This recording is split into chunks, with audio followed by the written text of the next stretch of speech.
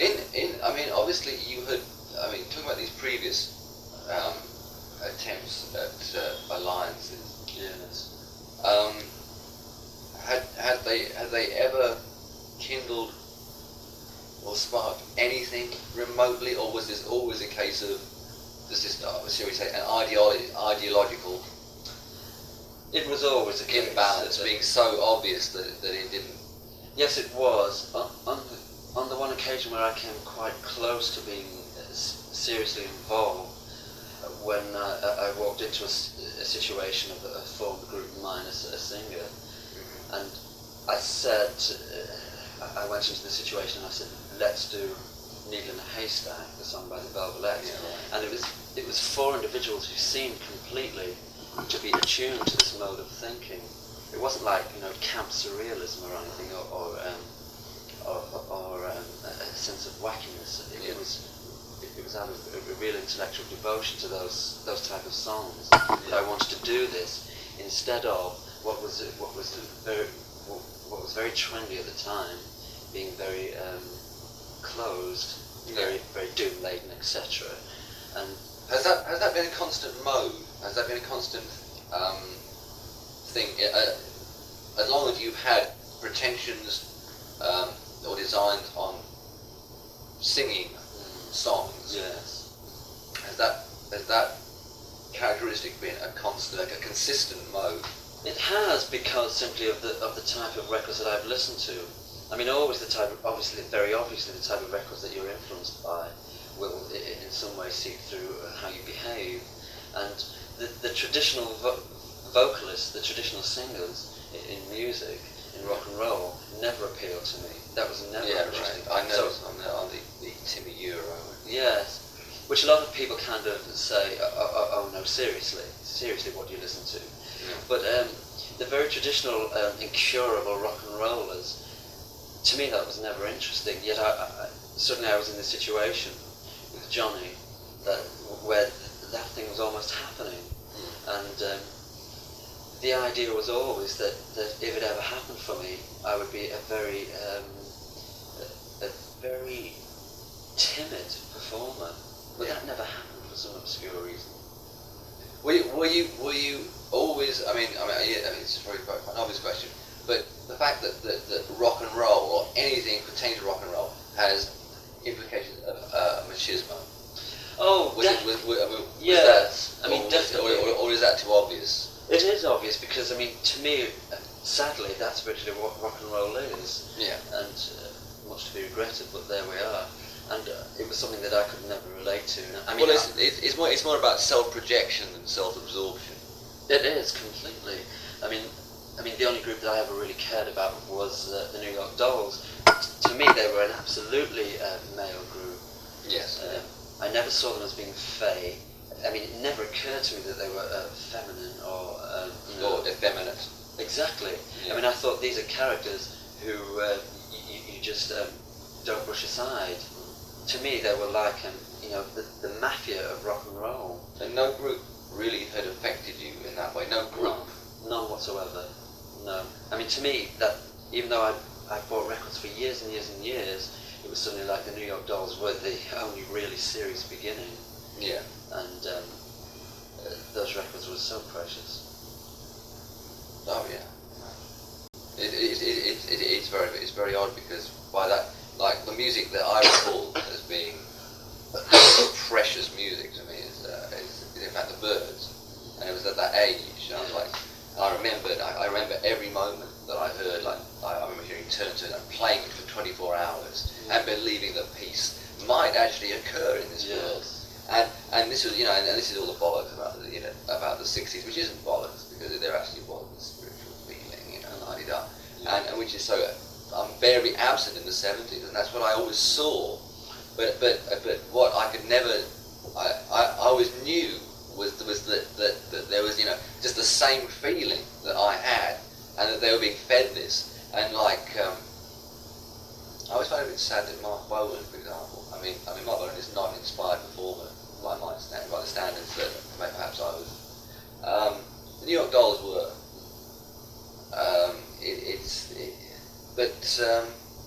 I was gonna say, no, it's the whole Bowie, the Roxy music thing.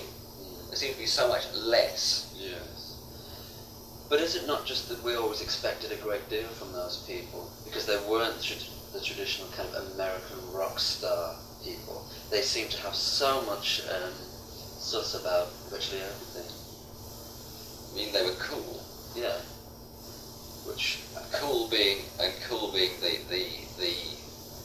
the central word, the sort of that was the only word. What I mean, yes, yeah, obviously, they yes. Well, and also it has a great deal to do with style. I think English. I mean, if we're going to deal with English rock, and this is what I find sad now, is that what they've done is that they've just sliced it down the middle, okay, just like style, like big words. You know, this is directed particularly at the face. My first piece, but style right out there, and where it, style was created. I mean, it was what Brian Jones wore on some of the Pops was a big deal. yeah. Next week, and then and it was instant, and it was every week, and it changed. And there's no way that the fashion houses, which now create for a market. It's like since punk, it was like punk really threatened in such a way. This is my little conspiracy theory. That it was taking things back to the street. That it belonged to the kids and their imagination, and you can't allow them to exercise that imagination. You've got to let their imaginations be stunted by their desire to be hip and to wear these sort of uniforms. And since then, as most big artists have before been wearing designer clothes. Yes. I mean, it just seems blatant that the fashion world and the music world have made this sort of corporate marriage, but they're which is. But no, we're coming back to this whole obsession with style and the English style. I mean, the Smiths are a quintessentially English group. Yes. Yeah. I can't think of a more English group. And they've taken everything that's English about. Just the music. There's something new there. There's something, and it's in the creation of those songs. What actually really does it really does intrigue me is how those songs are written. Something like "Suffer Little Children." The way the chords roll over. It's like the way you write. It goes beyond the kind of the 12 bars. You know what I mean? It's okay. We're going to play a B flat, and then we're going to go up to the next chord. I mean, box of four chords. Right, the G to the A to the D, and then we're going to go back here. And there's always a chord that will throw it out of sync. And I really what I want to know is how much Morrissey's vocals and vocal style dictates. I mean, how you write, knowing each other's bents. I don't think dictation comes into it in any way. One isn't there to shape the other or to complement the other or to lead the other. It's just a very natural blend, and we don't analyse it too much because so far the way we work, everything has just slotted in to our minds perfectly. Therefore, I feel now that if we sit down and dissect and try and extend in any technical dissecting anyway. Yeah, really. Dissecting anyway, but I personally don't want to get too technical about it because with us both as writers, even as individual writers, it's still very much a very natural flow. Yeah, it's best to actually leave it. Yeah, that's precious. That's more precious than anything else. I've never actually thought about it either in this later period or at the start that Morrissey sings in such a way, or say Morrissey would sing in such a way for this particular tempo, and write a song around that. I've never done that. Really, not. Oh, the only way. This is quite because and I think many people's conception of the way the Smiths are created is around your possible vocal shortcomings. I don't know if it's completely the reverse. It's completely the reverse. Yeah, I mean, like, what kind of octave range do you have? I mean, you appear to have quite a substantial one. I don't have any mid-range, and that's a problem. So, Oh, I disagree. I think Still Ill is practically a mid-range. It's practically a mid-range. Yeah. But it's It's, not. I mean, like there's a live tape I've got. I think it's in Gloucester, where I'm sure it's something that you've gone into, but it's incredibly impressive. It goes into sort of Indian singing, this Yes, and like the feedback goes, and it builds up, and there's a pitch, and it's incredible. I've not actually heard it. It's almost like Ema Sumac, you know. It was actually spontaneous when we did that. It just happened. Yeah. And that's why it worked, probably, because it just happened. So, Because it brings us back to photo sessions. I mean, it's every aspect of what happens. It has to be spontaneous, otherwise it's fake. Yeah. it's like it's good for me to know that, and I always do know that I can explore every avenue as a writer, guitarist, Yeah, whatever. And by that I mean I can just experiment with tempos and obviously with key changes and with tunings. Yeah. And I think if I was even aware in a remote sense of Morrissey's kind of limitations, if there are any, then I'd be definitely stifled from, and I'd be, those avenues would seem to be closing, the idea of a key being too low even, because the way I see it, if it's very technical, sorry, but if it seems obviously a bit low for an obvious melody or say a Morrissey type melody, then the Morrissey can experiment as well, because there's something that he hasn't dealt with before, and that's something that we've tried to do, and that's why it does get frustrating when people. I think it's very kind of a very lazy. The common criticism is that all the songs sound the same. Which I I disagree as well, but it's clearly. I mean, once you sit down and play something, then you realise that all the work that's been gone into those songs, and they're anything but the same. But there are also loads of I think avenues. it's very facile criticism to make. I think it's just criticism for people who don't actually like the groove and aren't really prepared to listen. Yeah, and if you don't listen, all you hear is the surface. And you hear a guitar and a voice and bass and drums. And a voice which is you seem fond in certain respects of certain. The music is, the melody is dominated by your sense of pitching. Yes. It's this marriage of chords. It's really weird chords, and the way that you run a melody line is quite odd. Well, it's odd because it's odd. I mean, it works.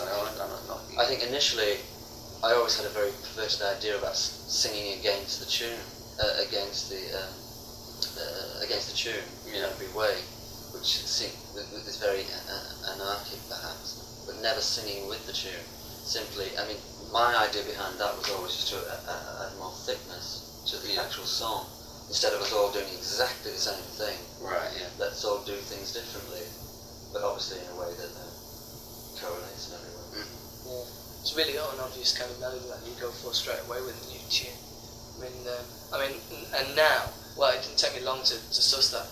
Morrissey sings unobvious melodies, but still, even bearing that in mind, when we put a new song together, it's even more unobvious, if you see what I mean.